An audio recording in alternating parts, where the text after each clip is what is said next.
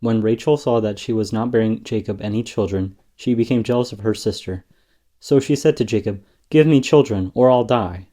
Jacob became angry with her and said, "Am I in the place of God, who has kept you from having children?" Then she said, "Here is Bilhah, my servant. Sleep with her so that she can bear children for me, and I too can build a family through her." So she gave him her servant Bilhah as a wife. Jacob slept with her, and she became pregnant and bore him a son. Then Rachel said, "God has vindicated me. He has listened to my plea and given me a son." Because of this, she named him Dan.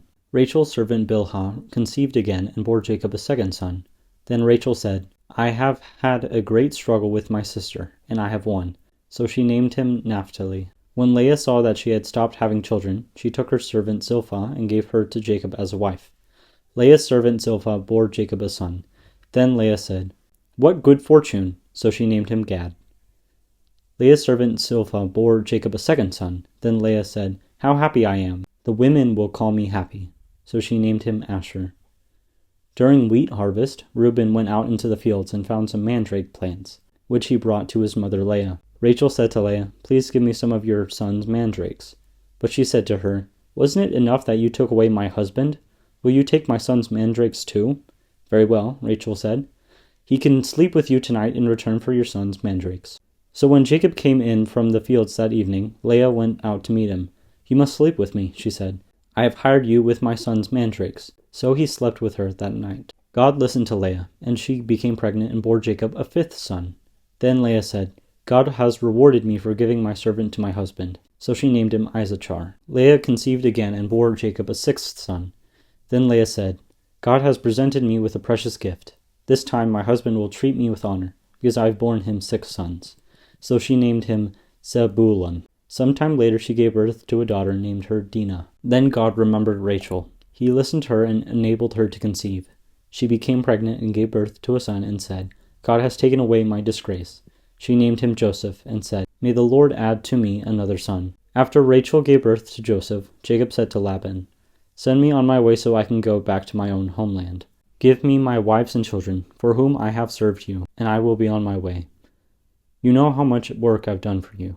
But Laban said to him, "If I have found favor in your eyes, please stay.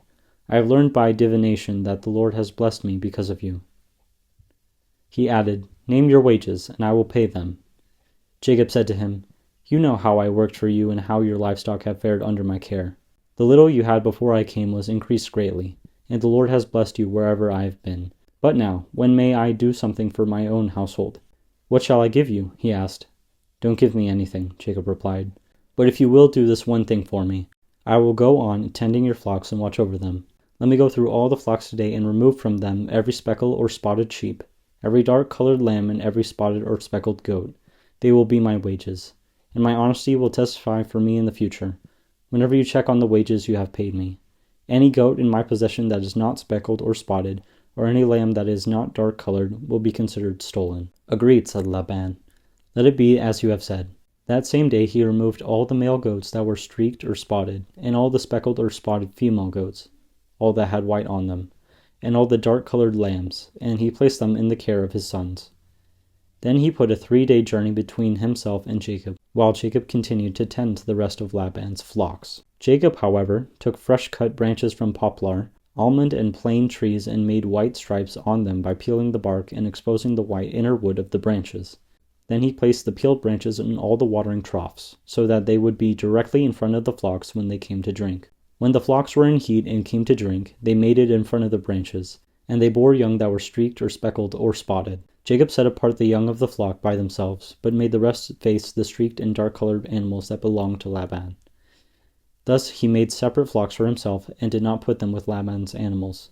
Whenever the stronger females were in heat, Jacob would place the branches in the troughs in front of the animals so that they would mate near the branches. But if the animals were weak, he would not place them there. So the weak animals went to Laban, and the strong ones to Jacob. In this way the man grew exceedingly prosperous and came to own large flocks, and female and male servants, and camels and donkeys.